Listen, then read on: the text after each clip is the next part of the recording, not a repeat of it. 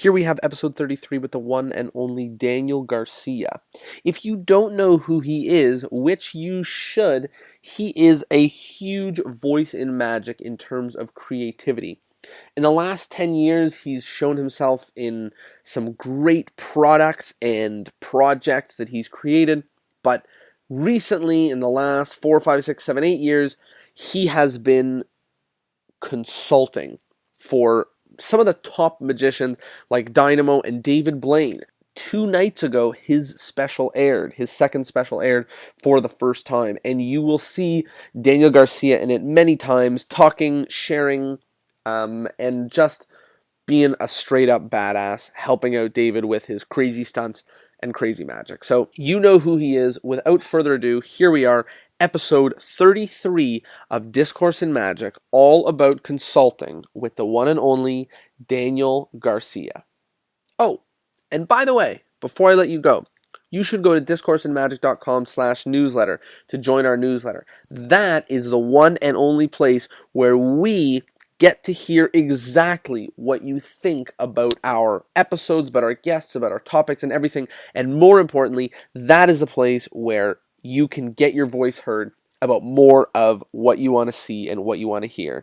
And we are here to help you, and that is where we will help you. So discourseinmagic.com/newsletter to join our awesome super newsletter. And it is there that you can tell us what you think, your recommendations, and what you don't like. Anyways, here it is, episode 33 with the brilliant, the clever, and the very funny Daniel Garcia.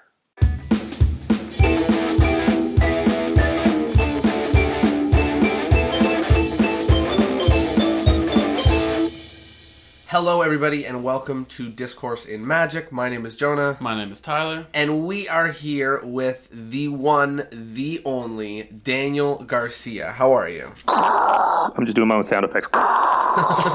Yeah, it's like there's a stadium. I'm doing good, man.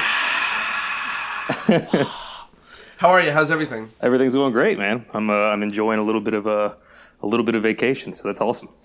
Taking a vacay. Where are you at right now? I'm back home. That's my vacation. That's how you know. Yeah, man. That's how you know.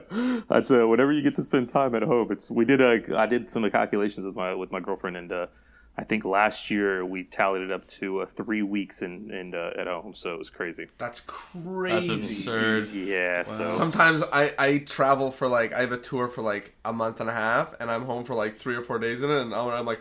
Yeah, man. I need to rest for just as long, yeah. Oh, you know you've been gone a while whenever you walk into your own place that you pay for monthly, and it still feels like just another place that you're just sleeping. So you remember the smell of it. You're like, oh yeah, this place. That's it. There's dead bodies in mine, so it's completely different. So yeah, it's a different smell that you remember. Yeah.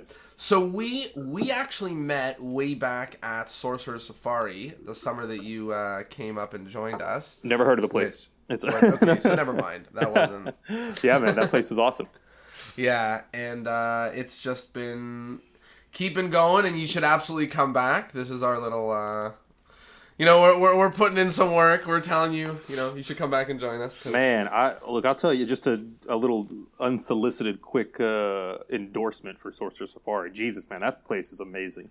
Mm-hmm. Wow, I mean, I had such an amazing. I really do need to go back there. And you know what? Actually, it's funny because after I did that summer up there or spring, whenever it is, I really wanted to go back. And then the weekend that they have that is a very bad weekend for me, just work wise. And so it is for me too. Every year, it's sort of up in the air as to whether or not I can switch around my schedule and be able to pull it off. Yeah, man. So I feel, it's awesome though. I love that place. That place was incredible. Yeah, it's so good, and it's sort of where this podcast was born because me and Tyler have been going there forever. Yeah, really? There. Oh, nice. That's awesome.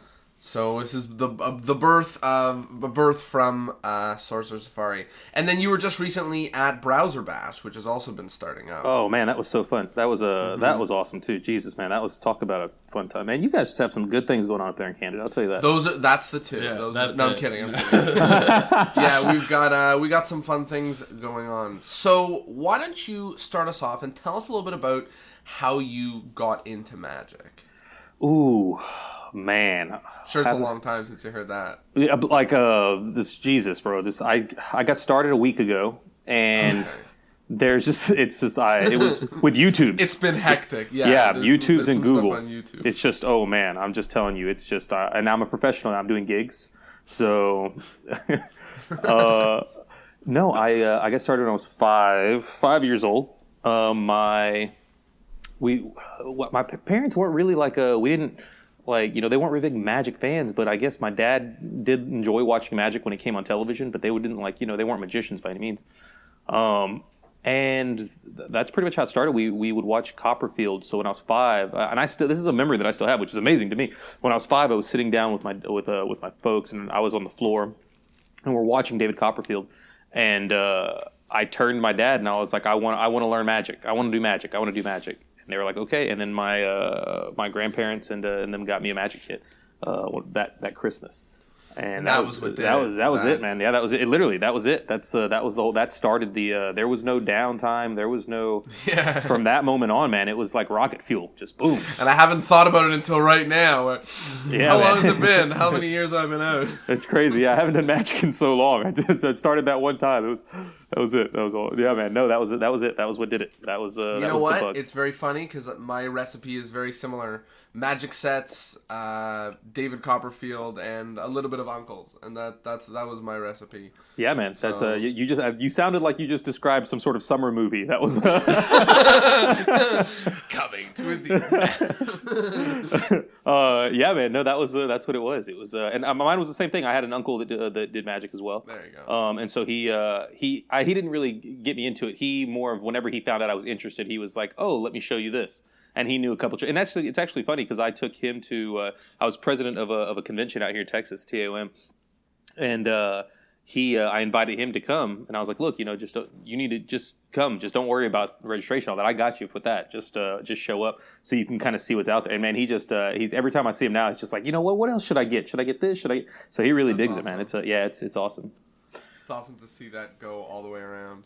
Oh man, it's great. I love it. I love my family's super supportive. So especially now it's a career, but before whenever you start, it's that's when you need the support. Yeah, of course, man. Yeah, it's so because you're so used to hearing. Magic's not one of those things that you hear and people are just like, well, man, you are going to be a millionaire. You know what I mean? It's you're going to be able to support everybody. But I think that it's funny. You take a step back and you look at like Copperfield. Like I don't know how many doctors own islands with an S. I don't know. I'm not saying anything bad about that. We definitely need doctors as well. I'm just saying that, I think there's a place for everything. For sure. And as we get, as the internet becomes more and more and more a thing, the line between hobby and, like actual community and, world that people are interested in paying money for and stuff like that tend to blend. Yeah, so man. It's exciting that something as really fun and ridiculous as magic can be a career to so many, and people like David Copperfield, well, definitely, and you actually, I think you said something really interesting. You said fun and ridiculous, but the funny thing I think that's just one slice of the pie of magic. You know what I mean? That's just one little piece. Magic can do so many. It's one of the few art forms that can just induce so many different emotions in such a short amount of time. That's just one slice, and the other parts are there's parts that neither of us have even touched, and that we would like to continue to grow like that. So 100%. I think that's also a very good approach. Just that there's so much more to spread with this. Oh man, definitely, bro. Magic is love, and love is magic, man. That's the way it works. I'm with you. So you dove into magic, and you ended up more on the creative side. Yeah. I was. Tell me a little bit about that. Actually, I think it came out of kind of, I guess, necessity. Necessity is not the right word, but it is. Yeah, I guess. It was more just my family didn't have money, so we. I don't know. I think it was partially that. In things like this before, different podcasts I've done before, that's kind of what I've always kind of leaned towards, which it was. But the truth, there we go. There is there is that, and there is 100% truth in that. The difference, I think, that I'm also starting to realize more and more recently. I think I'm just becoming more and more secure in myself. and more insecure in kind of my own brain, where I think that creativity, just as a kid, I wasn't just magic. I wasn't just creating magic just because we couldn't afford, to go. My parents did, buy me effects and things like that when we could. But I think it was just more like that stimulated my brain, I think. You know what I mean? It's like, I look back and I look at myself, like I liked shows like MacGyver, you know what I mean? I liked, like these are things that like my favorite part of James Bond wasn't, and this is so, my buddies are going to kill me for this, but it wasn't like the rock star spy and the girls and all that stuff. It was like the fact that he had all these cool gadgets and that he was, one of my favorite, characters was Q. And it's like, I liked that kind of thinking process behind all that. And, I used to go around and when I wasn't doing magic and I was playing when I was 5 and 6, I remember, just imagining and just pretending and like grabbing stuff. I remember going out to my dad's garage, and my dad was a service tech. And so he had all these electronic parts all over the place. And I remember when I was in kindergarten, this is so ridiculous. I don't know how I've never told this story, which is funny. I used to get these electronic parts, and I would tape them with because my dad had electrical tape and things like that. I would tape them and some nuts and bolts and and I would make little boxes that did nothing. They did absolutely nothing, but they looked really cool. You know what I mean? And it was like, and I would take them to kindergarten, and people did be like, "Oh, what is this?" And I'd be like, "Oh, this is a thing that I could wear on my arm because I have nerve damage." And it was like stupid, but for me it was fun. Like those kind of things were just of course. That sort of childlike imagination for me, just something funny that it made me think of is I endlessly watched the David Copperfield doing Grandfather's Aces, and not only did I mirror it and now do magic left-handed because I mirrored somebody right-handed, but more than that, I could perfectly do the Grandfather's Aces routine, except magic wouldn't happen. Yeah, like I didn't know how they were doing it, so I was just waving my hand over packets with aces, and they still had aces, and nothing moved. Yeah, man. But it is. But that imagination, like, sort of fuels you as a kid to just be able to do some of the craziest. Yeah, I think that's how it all starts. I think that's the seed. You know what I mean? I think that they say that you soak up so much when you're that young, and I think that. I fell in love with just being creative, and as opposed to thinking I was creative, I think that I fell in love with trying to be creative. You know what I mean? Yeah, and I think it's awesome that, upon this however many times reflection, you're able to say, like, maybe I just had that sort of engineering building bug in me, like I think there was something there. Maybe it was just from just seeing things. I mean, I don't know what it was, man. I don't know if it was just from a young age seeing my dad tinker around the house and like just or me just I don't know. I fell in love with that part, and it's funny because I get asked to do these creativity things, and for me it was kind of weird at first going, because I do think that I'm a creative person. I don't think that I am by far the most creative person in the world. I think that I have but I think that everybody's creative. That's the difference. I think that everybody's creative, and everybody's creative in different ways and in their own rights. The team that I work with, I'm very fortunate that I got to pick a team to be around whenever I go consult for things. Tell us a little bit about what you're doing now with the team.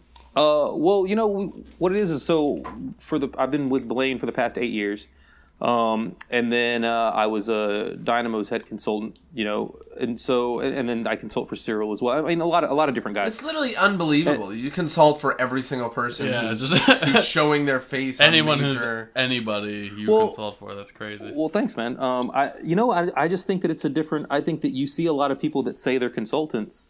And it's funny because the guys that are on my team, I've got, Alex Rangel, Enrico De La Vega, Blake Boyd, these guys. I just introduced Marcus Eddy to help us out with David's next special. And I think that these guys are just, they're amazing. Everybody has their strengths, and we all have our weaknesses, and we all have our strengths. And it's amazing because everything helps everybody else. You know what I mean? And so magic has a lot of ego inside of it, and there's a ton of ego that's just kind of, me. Mm-hmm. And this team has a way of stripping that away from you and just being like, oh man, I'll take this on, and I'll take this on, and I'll work on this. And it's like, and as opposed to sometimes, I've been in some situations where I'll come in for a week for something, and it's not my team at all. It's just I come in for a week to help them out.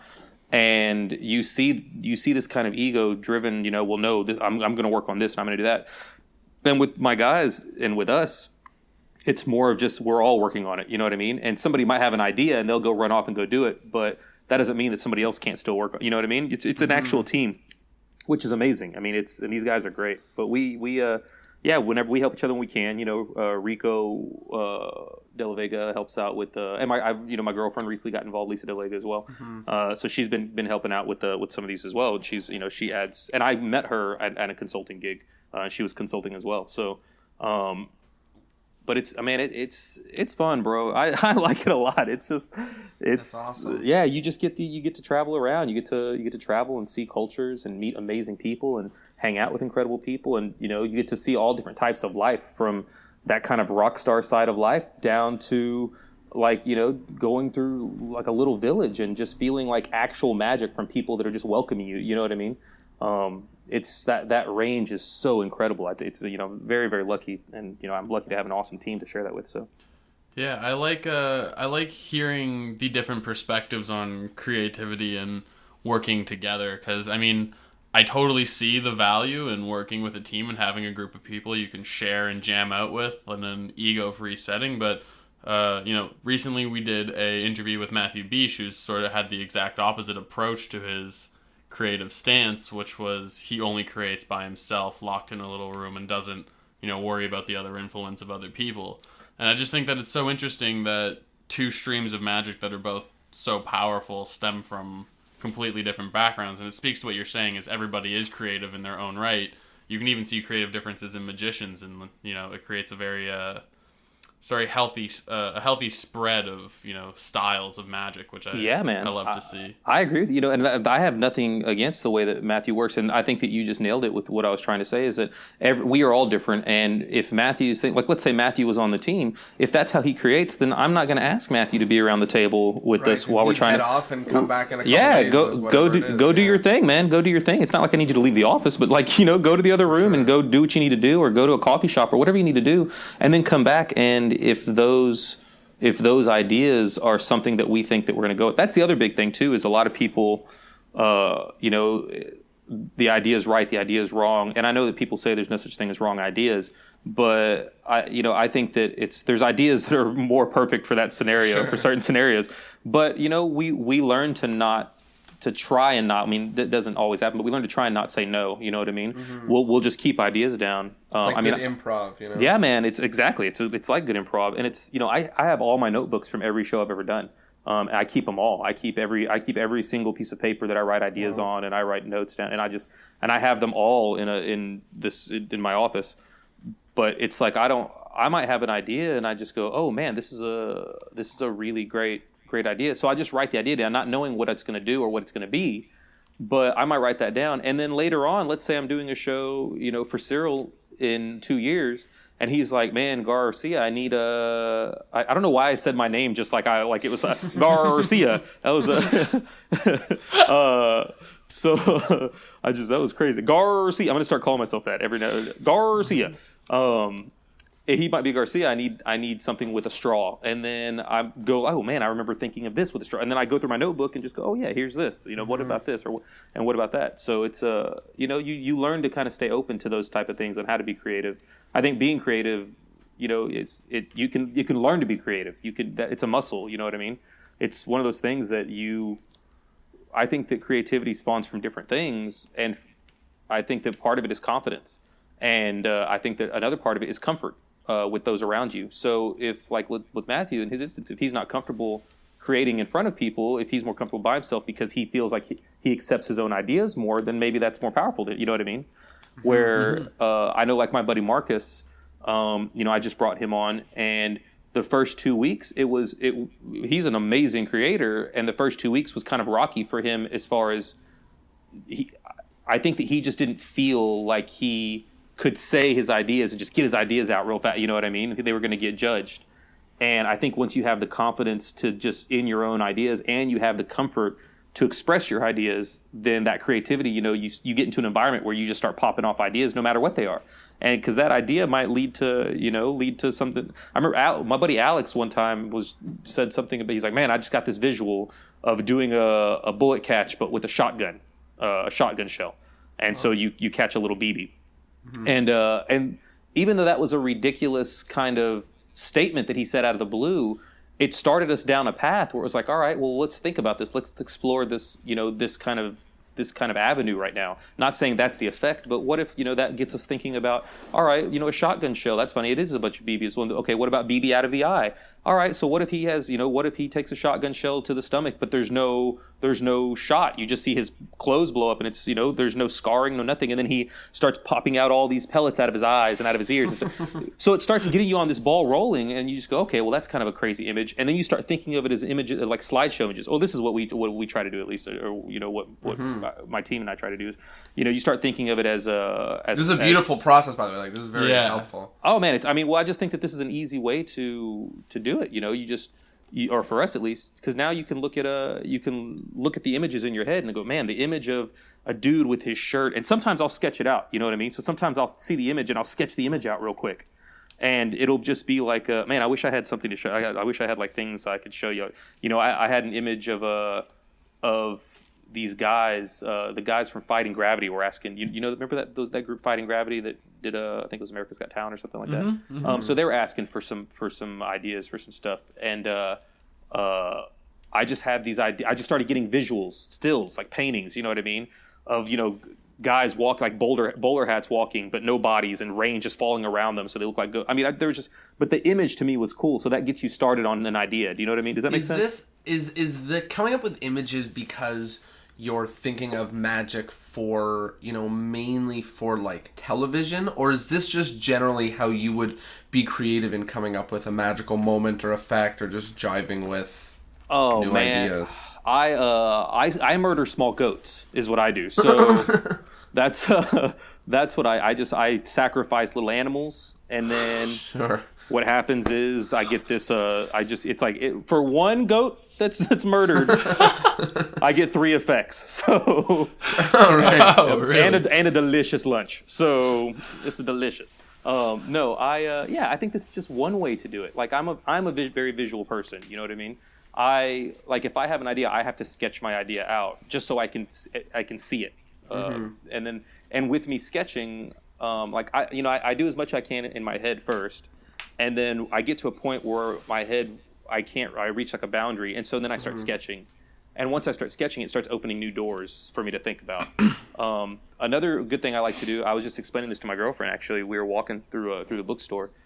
And she was like, what are you looking for? And I was like, nothing. I'm looking at the covers, because each cover I look at, I imagine as a cover of a DVD that I'm releasing, right? Or like a book I'm releasing. Oh, wow. So I imagine that, but then I imagine what that effect would be. You know what I mean? So let's say I see that's so awesome. Like a rose, and the rose has needle. It's like, let's say the rose is threaded with sewing thread, right? So the whole thing. So, and I don't know what, that's just a cool image anyway, but I would look at that and I go, great, what would I use that? Like if I designed that, what would I be designing that for? What effect would I be designing that for? And then I just start thinking about what the effect is. You know what I mean? It's kind of I work back from the image, and then I go, okay, well, that effect doesn't seem too good. So I don't know. And then I just start thinking of here, we'll just do it with this, just because I don't know where this is going to go. So we'll just do it together real fast so you can kind of see. Sure. Okay, so let's say we're looking at. Do you want to make up a new image, or do you? Well, I'm looking at an image actually right now. There's a book that I'm holding that I was writing on. Okay, what is it? It's a good image. So there's open palms, like cupped, holding an origami swan.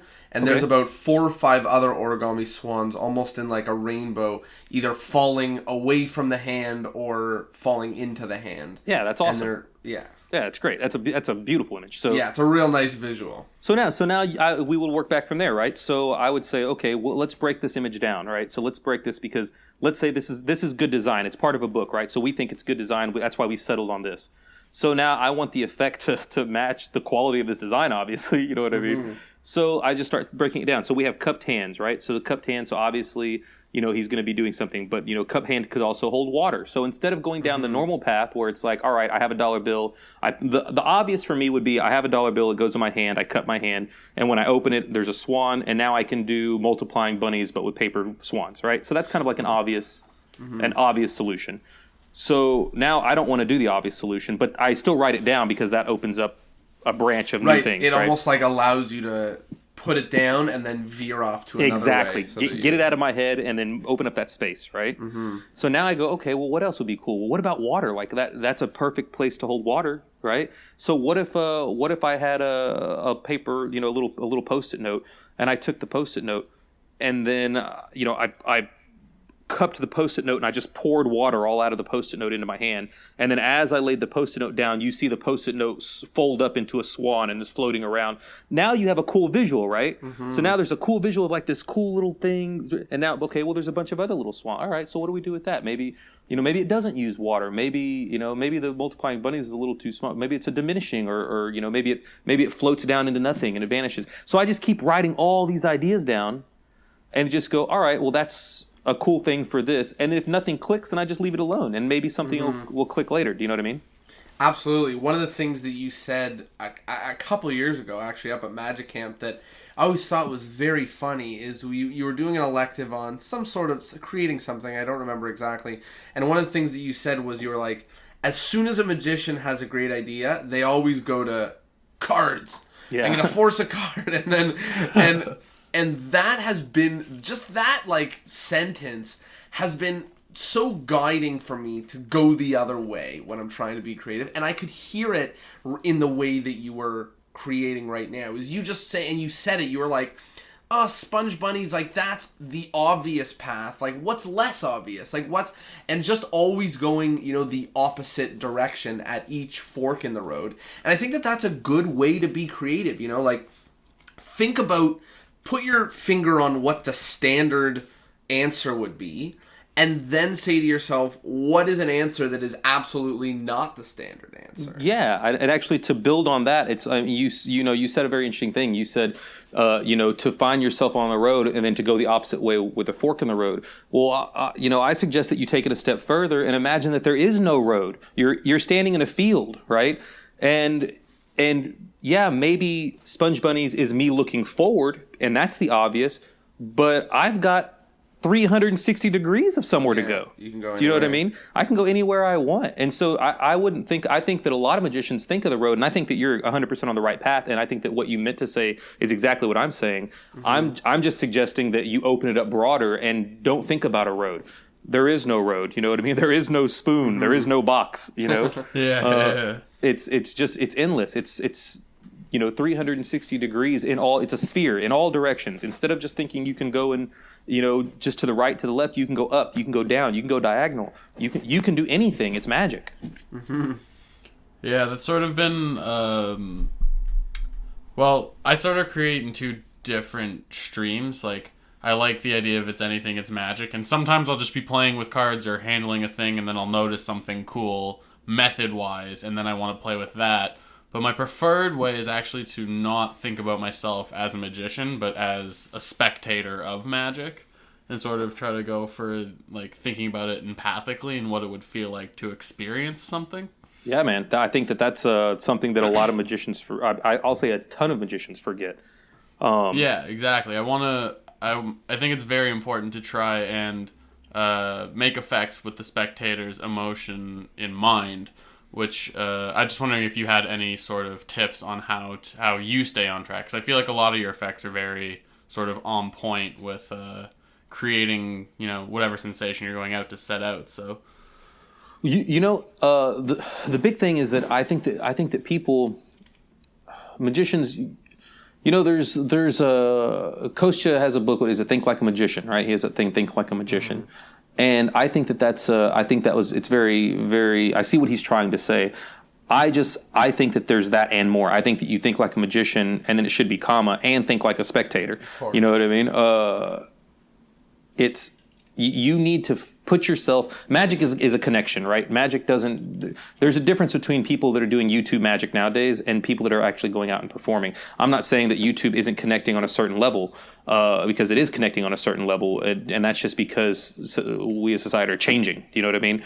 But magic to somebody right there is a connection that you receive, and that they receive when there are two people face to face that you cannot get through watching magic on YouTube. And people have argued, but what about movies and things like that? But that's not magic. It's not. That's different. It's different. It really is different. And if you can't feel that it's different, then you need to re-examine your magic. For sure. So I think that for me, I tend to I always keep the spectator in mind with everything, how they're going to feel in every sense of the way, not just method-wise and not just effect-wise, everything.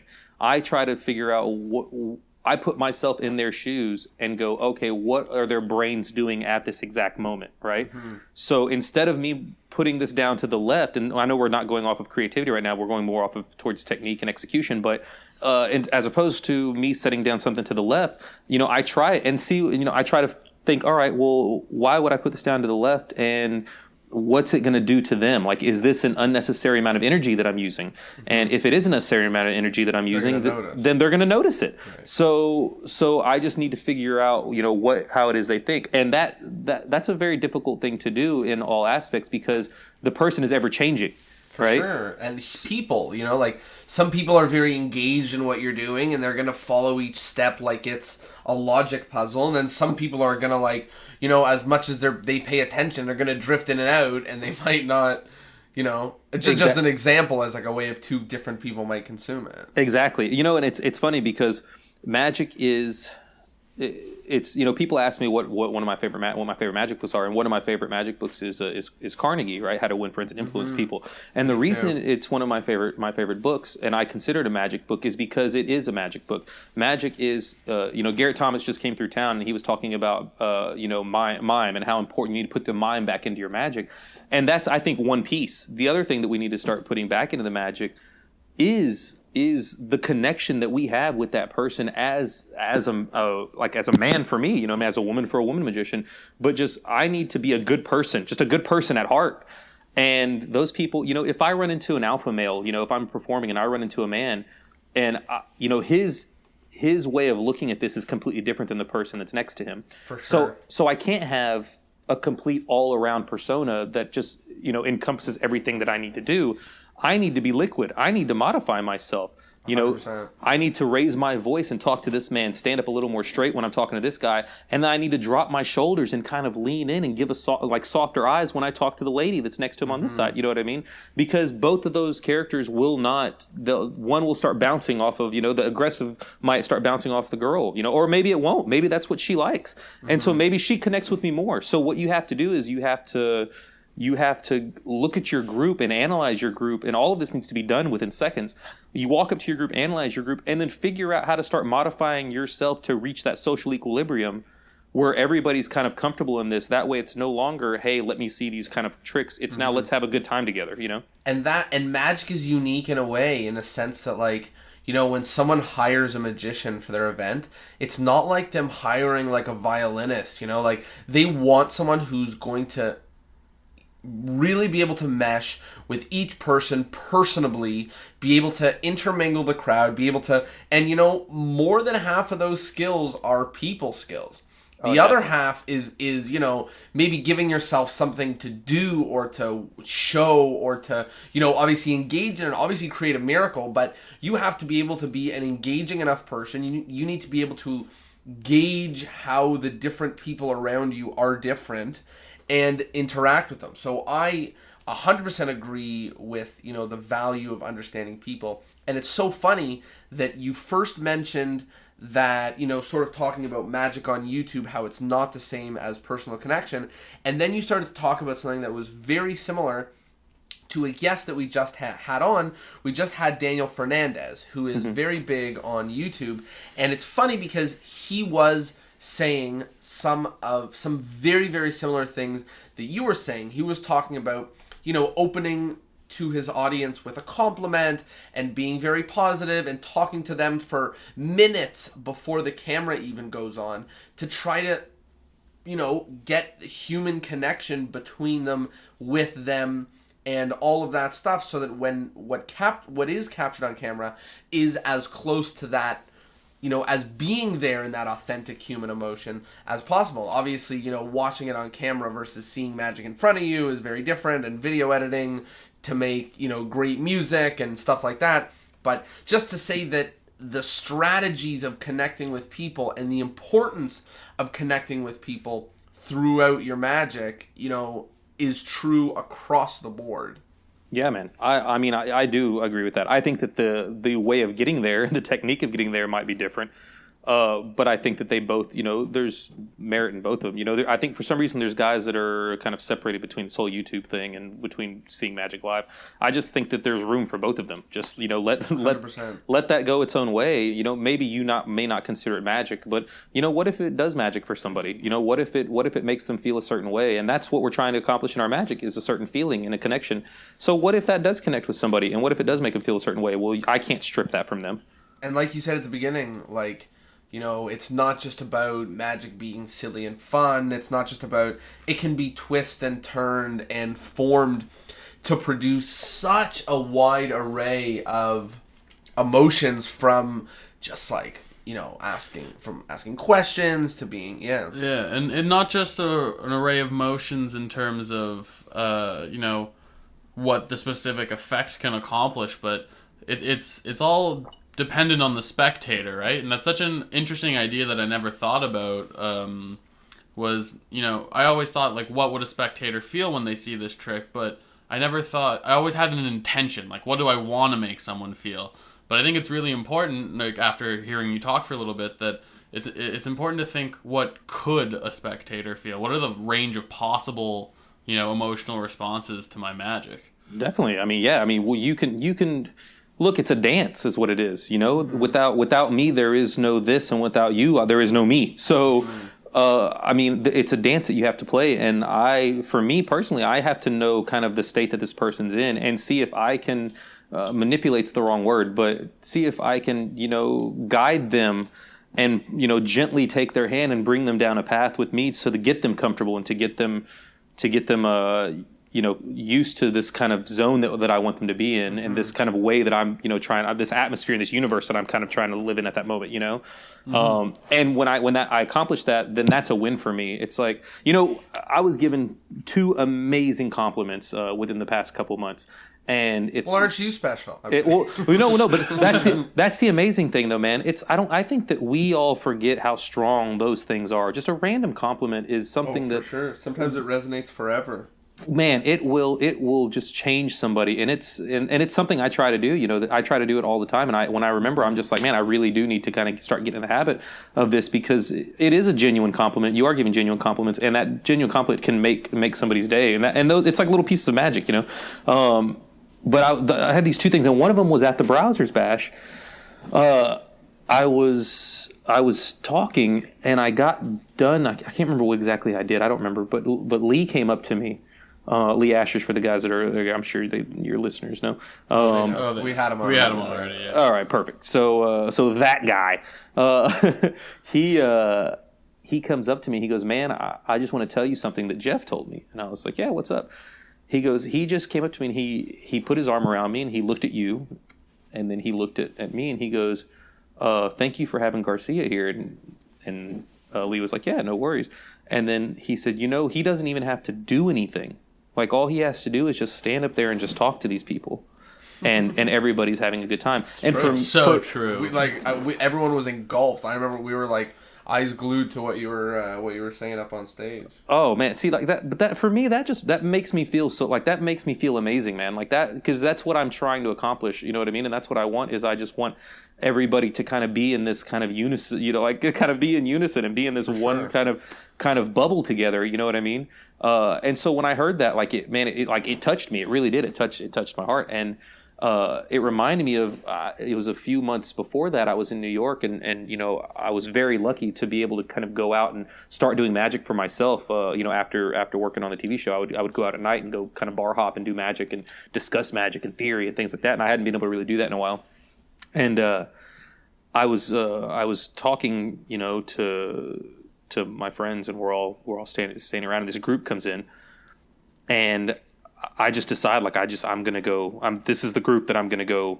Kind of open up this conversation with, and see if I can get into trying some of this new stuff.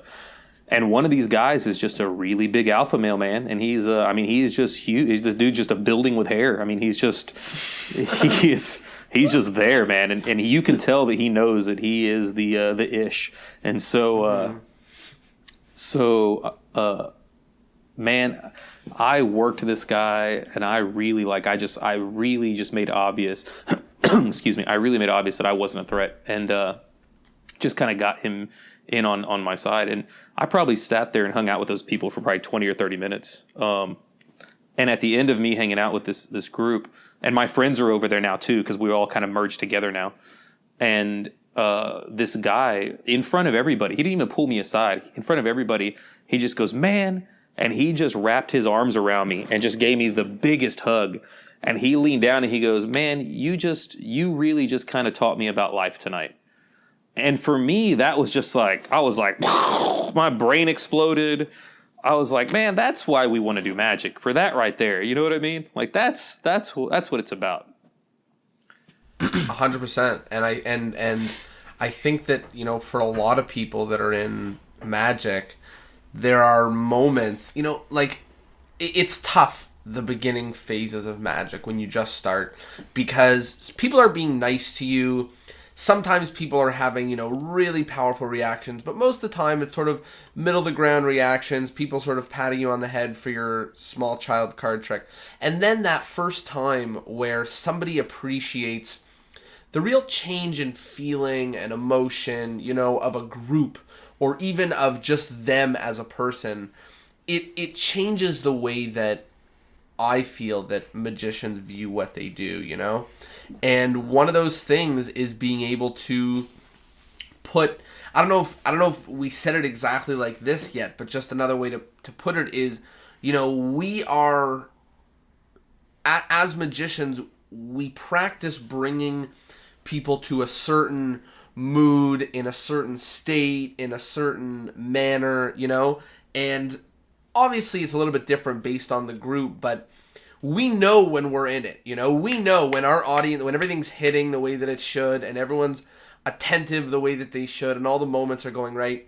We know that we're there, and we're sort of giving that energy that we want to be giving. We're in that zone, we're in that, and I think that when anytime, whether you're early on or late on, when somebody in the audience personally, you know, notices being in that energy and being in that moment, it's very valuable as a magician, because I think that sort of mood that we bring to the table doesn't rear its head very many times in people's lives, you know? And I think one of the reasons why we're so aware of that feeling is that's the feeling we had that brought us into magic, you know? Like, we're trying to create that same sort of place for other people that we were in that made us so interested in, you know, studying the art itself.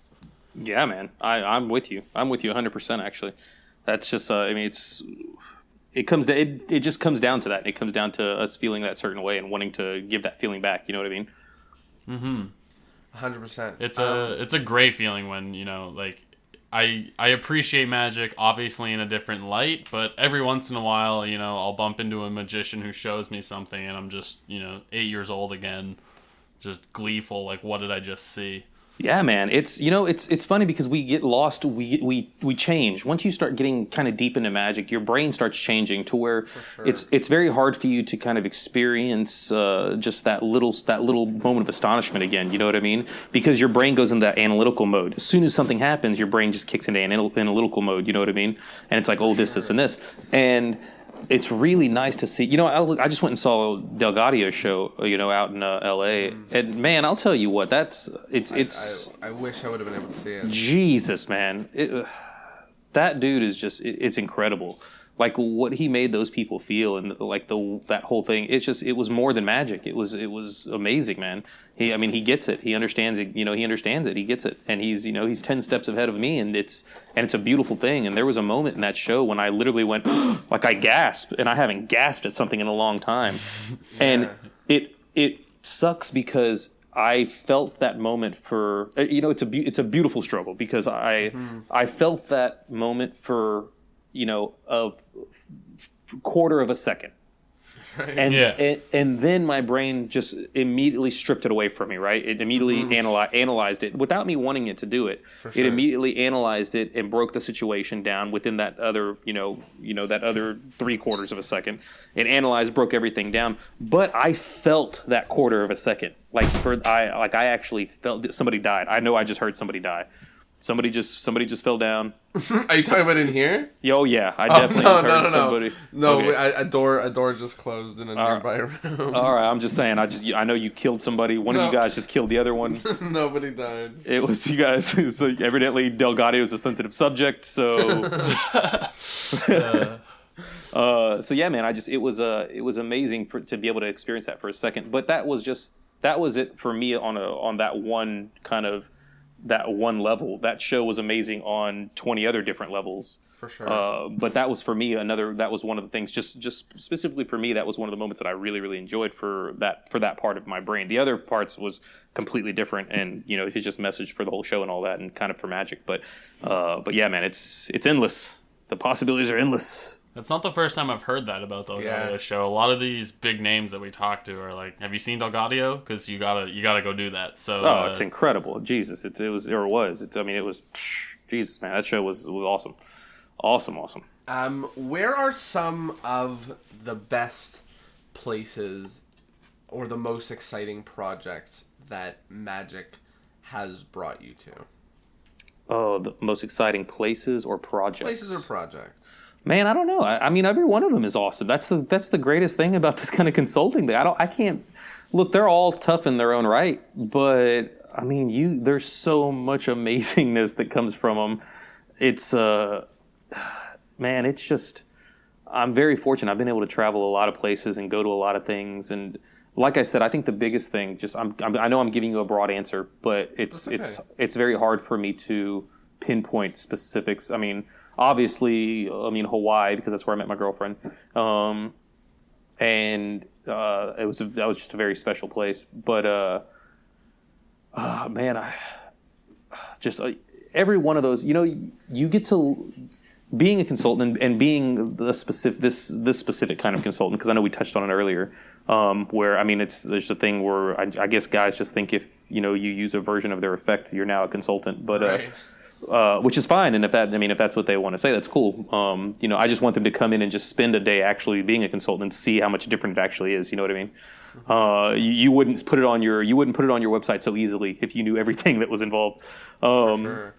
But it's one of those things that like you get to live kind of this. You get to live kind of this whole array of lifestyles. Do you know what I mean? Mm-hmm. I can still be. I can go from being living a beach bum lifestyle, and in a tiki hut and working for 2 weeks on some show that's filming in some remote part of the world, and that is equally as amazing as working in the highest, richest places in LA, and. With celebrities all around you, both of them are you're equal to me. Like both of them are amazing. They're both amazing in their own right. Incredibly unique experiences that wouldn't be there, man. So it's hard to compare them to. That's exactly what I'm trying to say. Yeah, I'm really not good with words, but that's exactly what I'm trying to say. Is that it's very difficult to pinpoint like all these amazing things, all of these experiences. To compare completely amazing things with each other. Yeah, man, because I love them all for separate reasons. Like I love that rock star lifestyle and having to live that for a month. But then I also love living the complete opposite and being able to just zone out and chill out for a month. You know what I mean? But I think that for me, the reason I like it so much is because I get to kind of experience. I get an array of experiences as opposed to just being like, well, this is my life. For sure. I get to be like this, and I open up my hands is my life. You know what I mean? Right. And then the next week, it's a different place to open up your hands to. Yeah, exactly, man. World. You never know what's going to happen. It's we went from filming with all these celebrities for a TV show, and then I went to consulting at at Coachella for a rapper. You know what I mean? It's like, wow. You get to just do all these different things, and then you go from flying Southwest somewhere, and then the next week you're on a private jet somewhere. So it's like it's this whole kind of it's this really rain. twisting and turning. Yeah, man, but I love it. It's like I feel like if I lived one specific way, then that way would kind of mold me. Whereas then I get to see all of it, and it's as opposed to just being molded a certain way, it's kind of like you get to remain a lump of clay. Do you know what I mean? I 100% know what you're talking about. There's a quote which I'm trying to remember, but I absolutely can't. But it's something along the lines of like monotony dulls time or shrinks time, you know? Mm-hmm. Which is just to say that like the more you experience the longer it feels that time was, you know, versus if you do the same thing day in and day out over and over and over again, then it feels very boring and dull, and all of a sudden you're like, what? 10 years have gone by? Oh my god. Well, yeah, man. I mean, look, we're put on this life for experiences. That's what, we're put here in this world for experiences. That's what we're here for, and that's all we can really do is just experience things. So I would rather just get as much experience as I can, and just take as much info in as I can, and just live as much life as I can, as opposed to just kind of getting into this mundane kind of repetition of doing the same thing every single day. 100%. If there was somebody who, looked up to you, to what you did with creativity, and they were not a very creative magician, but they wanted to become that way because they felt that they needed to or wanted to create, what would you advise them? We got a great tip from Matthew Bish saying that you should take an effect that you don't like and change what you don't like about it. And I thought that was a really, really cool starting point. And I also sort of liked your starting point. I know it wasn't sort of in direct answer to this, but to sort of look at a book cover or a piece of design and go backwards as to what that would be for you. But I'm wondering if you have any tips, if anyone's ever asked you how to be creative, if you have any, like, maybe a sequence that you go through or maybe something that you'd recommend for somebody so they can start being creative. Man, look, it's kind of, like I said, it's different for everybody. And I tell you that, what Matthew said is good for some people, you know what I mean? And what I say is good for some people, it may be bad for some people. For me, it's, I did what Matthew did for one of the things. So I had this routine that I released in the Garcia project, I think it was in the first one, called Satisfaction Guaranteed. And it was an all backs routine. And the reason I developed it was because a buddy of mine said, I hate all backs routines. And I said, I do too. And I realized, like, that's crazy for me to hate this routine. Like, I wonder why I hate it all. And so I started analyzing why I hated the all backs routine. And I just tried to fix what I didn't like about it. But I did the same thing with Torn and Restored Card. My Vector, I took what I didn't like about Torn and Restored Cards and I turned it into what I believed was magic. But I think that that's just one way of doing it. Like, I think that's somebody that's already confident in their creative skills. So right. I think that's, I'm not disagreeing with Matthew. I'm just saying that I think that is, to take that approach is, that means that you're already confident in being creative. Like, all right, I'm going to take an effect and I'm going to take something I don't like and I'm going to make what's right. But if you're not creative already, then that process is difficult, right? Because you're looking at the effect, you know you don't like it, but you don't know why you don't like it yet, because you're not confident in your creativity. So I don't know why I don't like it, so how am I going to change what I don't know I don't like? You know what I mean? For sure. Right. So I think that that's one of the ways, but I think that if you're trying to learn to be creative at the beginning, is first just to get past that hurdle of confidence, is what we were talking about earlier, is that you start doubting your own ideas. We can have tons of ideas. You know what I mean? If I tell you, hey, I want you to give me an effect with with whatever we have laying around. I'm looking at mints right now. Give me an effect with mints. You're going to think of 3 different things, right? Mm-hmm. And those are all going to happen within a few seconds. But you're going to convince yourself that all 3 of those are not good. Right. Right. So as opposed to convincing yourself they're not good, just write down those ideas. They're all like maybe workable, and then we'll see what happens. But what if they're all workable? It's just that you have to combine number 1 and number 6, right? And so what if you're laying the pieces of the puzzle out, but you're not putting the puzzle together? You know what I mean? Mm-hmm. So I would say just have your own notebook that nobody sees. Like, nobody wants to read that. And here's and I've said this before in other interviews, but here's a creative thing that I did. And it actually works really, really well for somebody who's getting, learning to be creative. And then once you feel confident in being creative, then it works amazing. So what you do is you just buy a notebook that's just for you, and it's just going to be your idea notebook. That's it. And that's all you're going to use that notebook for. You're not going to use it for anything else, right? Take that, because I like doing two different methods. I like having notebooks that I write down everything in, and then I like doing this to where I have this one specific notebook. So take that one notebook, put it beside your bed with a pen, and it's going to take a week to 2 weeks to get used to doing this. So you can't get discouraged. That's the big thing. You cannot get discouraged. It takes a little bit to kind of get used to this pattern. But once you get past that week, it's completely worth it. So you're going to take a notebook, get your pen, pencil, put it next to your bed, and then the first thing you do when you wake up. And I also found putting has nothing to do with magic, but I also found that putting like a more gentle kind of alarm, like an easy kind of, as opposed to the Apple like everybody's dying alarm, and so I feel like that's the sound that the iPhone should make if somebody drops it. That's what I feel like. Exactly. So take it, set your alarm, wake up, and as soon as you wake up, the first thing that you do, and it has to be the very first thing that you do, write down 3 ideas, right? Just 3. It doesn't matter what they are. Just write down the first 3 things that come to your brain, right? And don't even think about them like a magic effect. Just write down the first 3 things that you think of. Maybe one of it has to do with your dream. Maybe the next one has to do, but write it down and then turn the page. And it doesn't matter what you write. Just write 3 things down, right? They'll start becoming ideas. I like the turn the page, so that it's like gone. That's the thing. Turn the page. But as soon as you're done, turn the page. You're going to have and do it at the top of the page. You're going to have a whole page of blank space. Turn it and don't look at it. And do this for 3 months, however long you want to do it, right? Every single day do this. At the end of that 3 months, one day, flip the notebook open, and then that day, not in the morning, right? That day, like after you have lunch and in the afternoon, maybe it's before you go to bed, open up that first page, read those 3 things, and then write down what you think, what you can make sense of it. Does that make sense? Wow, yeah. Yeah, so totally. Because it's not going to make any sense. So write down. Almost doing like rounds of thinking on your own. Exactly. Well, what happens is the way that I kind of came up with this was that I realized that when you get a phone call and you can't remember who the guy's name, like you're talking about some of your buddy and you're like, oh yeah, that dude, what's that guy's name? Oh, it doesn't matter. But anyway, I saw him over, and then a week later you're driving down the road and you go, Jim. Well, your brain continues to process that. It's a problem solver. It solves puzzles. So your brain keeps going.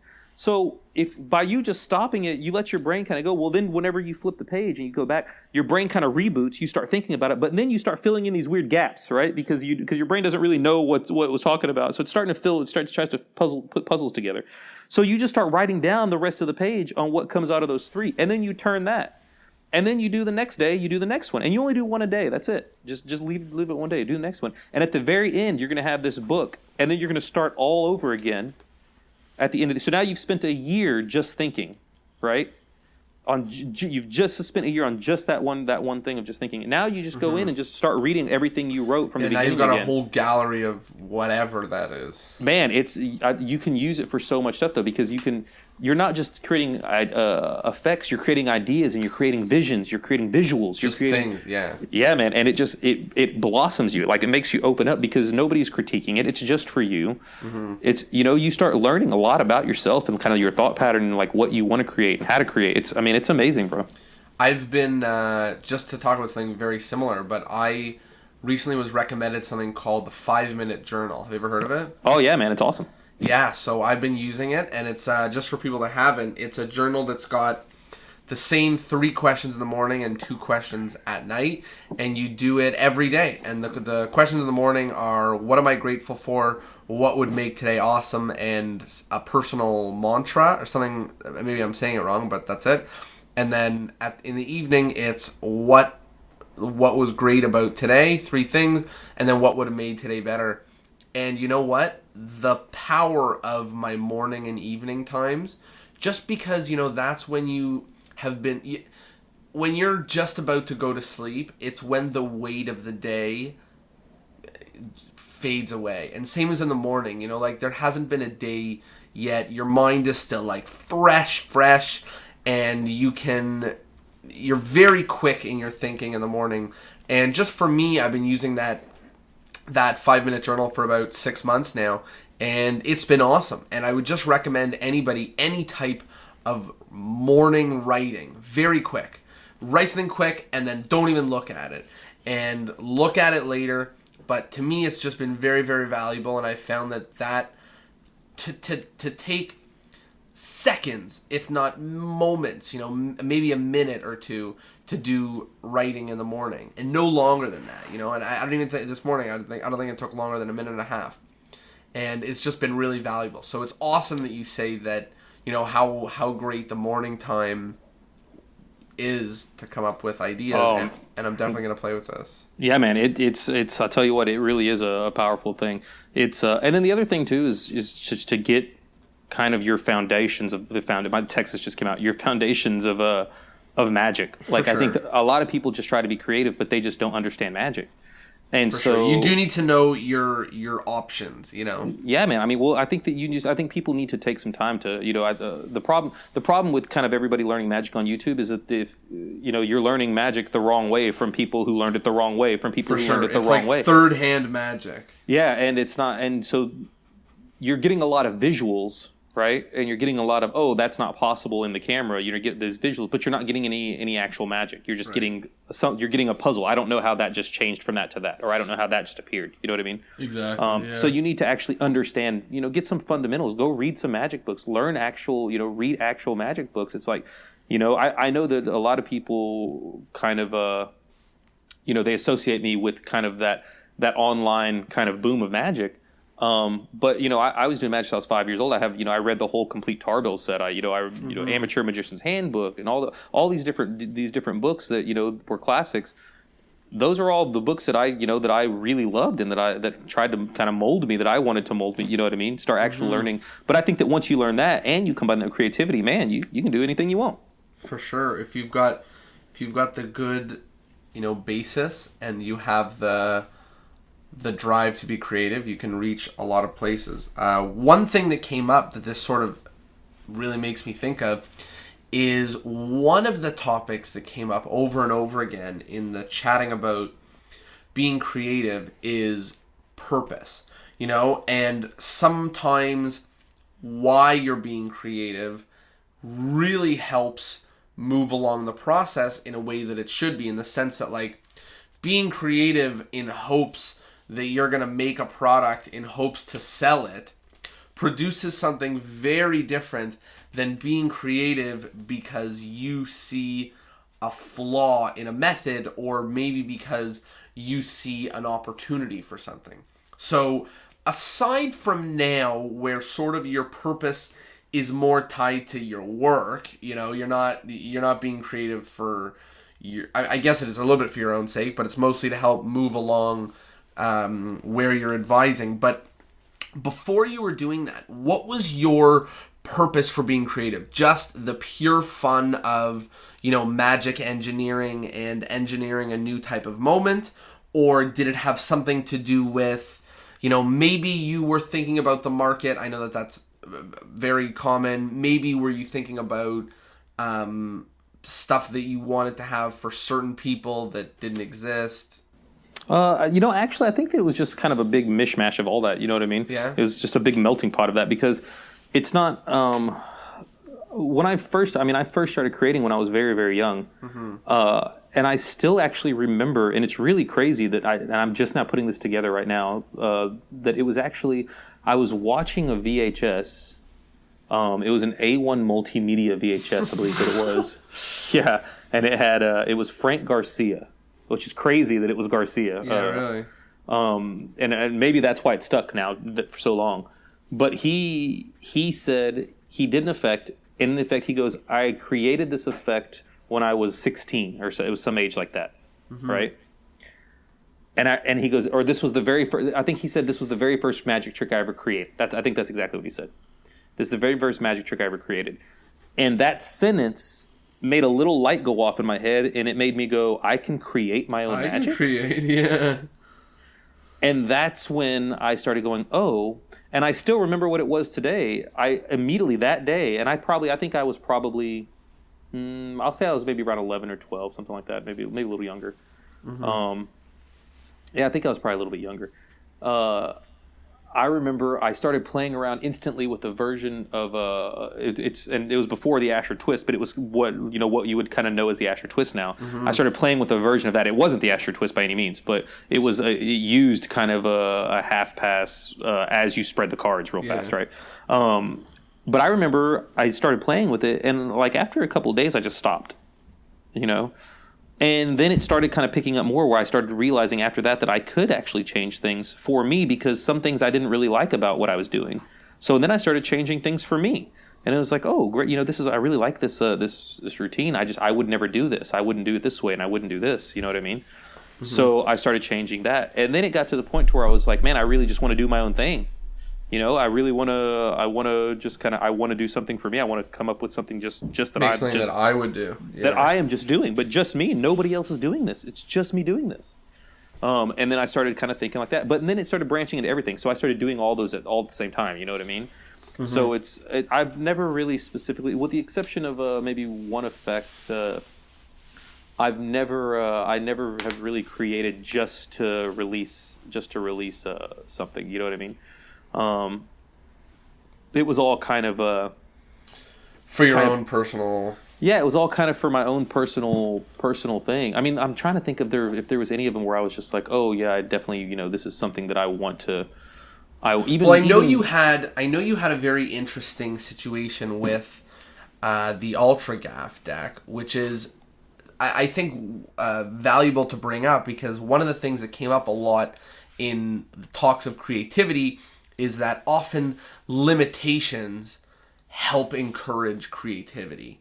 When you can't do so many things, you go to do other things, or when you have, a limited amount of time or a limited amount of resources or a whole bunch of things that you can't do, it helps. And I don't remember exactly the details, but something with the Ultra Gaff deck, you had a very short timeline to come up with some effects. Yeah, definitely. We definitely did. And that's actually the single product that I've actually ever created just to create. Just to create for Magic, or just to sell, was specifically that deck, and it was I think it was a month or something like that, or 2 months of just having to create these. But there's some great gold mines out of it, like in the process of having limited time and limited, you can only work with so many different things. Some great miracles came out of it. Yeah, man. Well, that's the things I think that you start. I took ideas that I just thought, okay, well, what would I do? And I used basically what you're saying, different techniques to create. One of the techniques was what would I not do with cards? What would be the complete opposite of what I would do with cards? And that's where that kind of wallet card came out of, where it's like, nobody, that didn't seem like a thought that somebody would have. Do you know what I mean? Like, okay, well, let's use this as a disguise. You know what I mean? And that came from just the word camouflage. I was looking at something and there was the word camouflage, and I don't remember if it was something that was sitting next to me or I was looking at camouflage. I was looking at something that was camouflage, and I was like, oh man, what if a card was camo? You know what I mean? Like, what could I hide? And then that went from, well, it's ridiculous for me to have cards with leaves all over them. You know what I mean? So what can I make it look like that would be hidden? Yeah, that would be hidden in plain sight. You know what I mean? Right. And so that's kind of how that went. But that used a different, that was a different way of kind of thinking. But I think that time, when you do have a time crunch, it definitely, and I think they actually just did studies. I think I recently just read an article about this, where they were talking about, they found out that time crunch actually does make a difference. Yeah, it's called Parkinson's Law. That's it. Yeah. Yeah.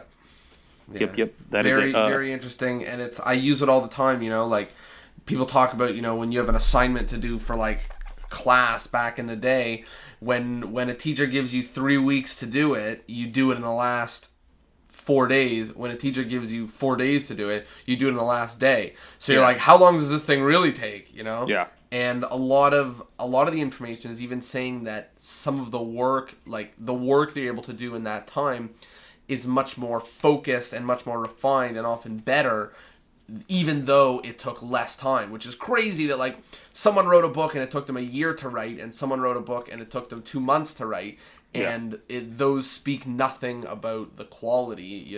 They could be opposite to what we expect. Yeah, man. Well, we're all different, right? I mean, like that's for some people. I'm the exact same way as you. I mean, when I was in school, I was the guy that waited till the morning sitting in his morning class doing his homework.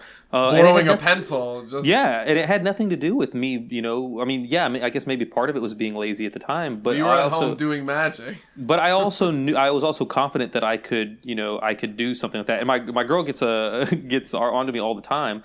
And she's like, well, why do you wait till the last moment to do this? And she's not upset about it. She was just like, I don't understand. Why don't you just do it tonight? And for me, it's just like, I realized I had a realization in myself that I am comfortable knowing, like, okay, this is going to take me this amount of time to do. Yeah. Like even if I hit a speed bump, it's still going to take me this amount of time to do. And so I put it off, but I feel, and you nailed it, I feel more focused. Like I feel like I'm just drawn in, and all of my energy goes towards that one goal. I generally feel like I care more when I have a serious time constraint. I'm like, this needs to get done, and this is my life in this moment. Like this is the only thing on my mind. So like I definitely understand the like need for pressure. Yeah, I get easily distracted, so it's like if I have a certain amount of time to do something, I like to do a lot of things. Like even now that I'm on the kind of vacation, I guess I could say, I'm still working every single day. You know what I mean? And it's just that I just can work, but I can work on my own time and sporadically. So I might work on something, over here. Like, I've got some different projects that I'm working on. So I might work on something, but then I might take a break and go do something, that requires something else somewhere. But I enjoy that, and as opposed to, but I also enjoy like, all right, you need to do this, and going, okay, and like here, let's make this happen, and then we make it happen. You know what I mean? And there's like a boost of creative adrenaline. You know what I mean? For sure.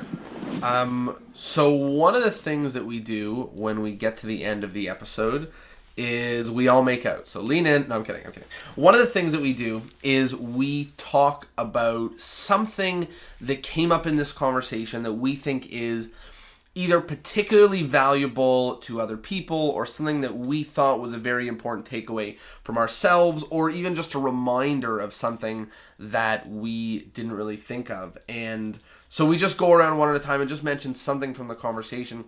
For me, I really love the book thing, in the sense that the morning writing thing, in the sense that you write it and then you don't even look at it, and then the second time you sort of write what you think, and you're using your own knowledge, but you're using it from the morning where you have no memory and you're turning the page quickly, and so it's almost like you're getting a second opinion and a third opinion, reflecting on these topics that you didn't have a lot of time to think about, which I think is just a great idea to start pulling out creativity. And I also love the idea of working backwards from a piece of design or a book cover, because I think that we are in the world of design. Like you said, a lot of the times to put these magic thoughts down on paper, we have to put down images, because that's what helps represent moments of what we do the best. So I love the idea of focusing on design of what sort of almost the art for the final project would be, so that when we take steps back and back and back, we can start coming up with, what would have earned itself that art, and what would have earned itself that emotion and that feeling, and all these different things that are representative. So I think that's really valuable, and that's something that I'm going to play with from now on. Tyler, anything? I like the sort of the idea of understanding, not that this is a terribly new approach, but there's some new ideas I'm having with it, but the idea of understanding what your audience is feeling during your magic, not only whether or not they're being fooled with the emotional state that they're in, but even further than that, understanding the sort of possible emotional states that you have to look out for.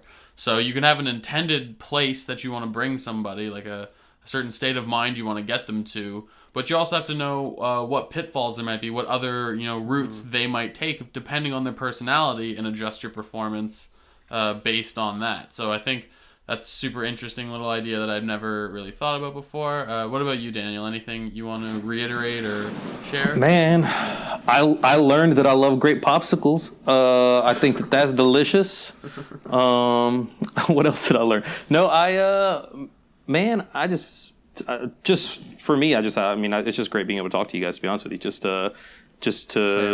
well, I mean, I think it's just the fact that anybody out there, even if it is just these two guys, want to listen to anything that I have to say, is very humbling and very, it means the world to me. So, it's just, thank you guys for even wanting to hear anything that I have to say, and anybody out there that's listening, thank you guys for even caring about that. So, well, thank you so much for coming to join us. And right now, at the end of the show, something fun that we're doing is, if there's anything that you want to say to magicians right now, what would it be?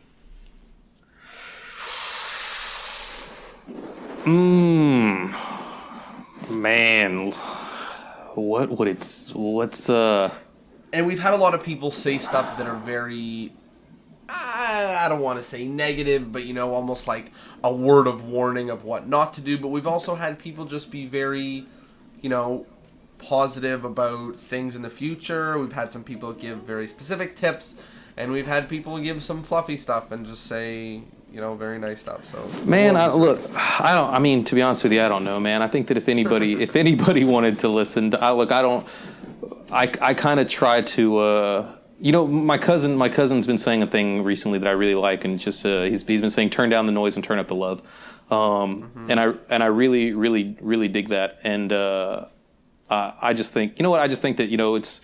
We have something very powerful, that is magic, and I said it earlier, magic is love and love is magic, but I think that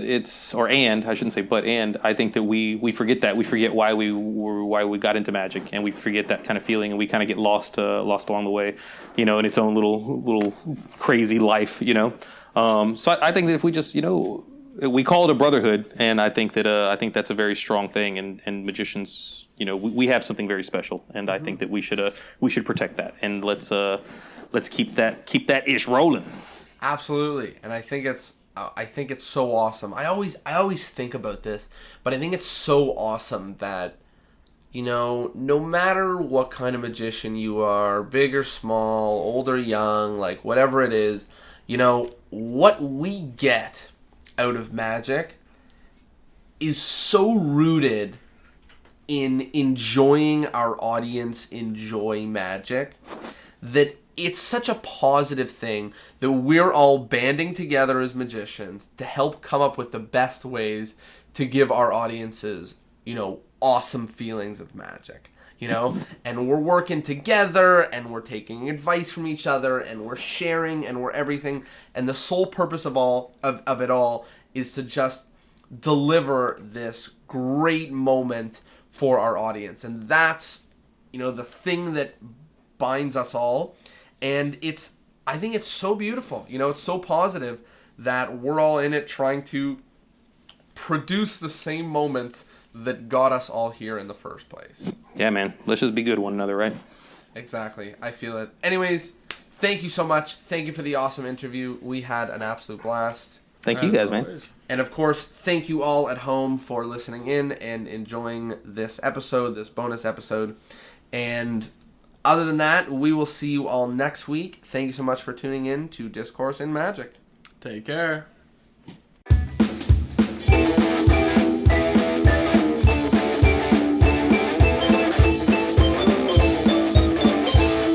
Well, there you have it, episode 33 of Discourse in Magic with Daniel Garcia. I really hope that you got something out of this episode, especially as a way to take action. Daniel is a king at being creative in creative ways.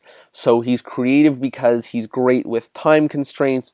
He's creative because he can come up with ways to use information that you have to be creative. So if you listen to the episode, things like coming up with magic based on the cover of a book, or things like waking up every morning and jotting things down, and then 3 months later, looking at what those things are and finding inspiration for yourself. So big, huge thank you to Daniel Garcia for all of that. I will say once again, if you want to get your voice heard, be part of the family, be part of the community, and get an opportunity for us to get to know you and you to get to know us, please go to discourseinmagic.com/newsletter. That is a place you will find to sign up for our newsletter, and from there, We're very excited to find out more about you, find out what you like, what you don't like, and what you want to see more of and less of on this podcast. See you later, and because I know who it is, you guys are going to love the guest that we have for episode 34. Take care.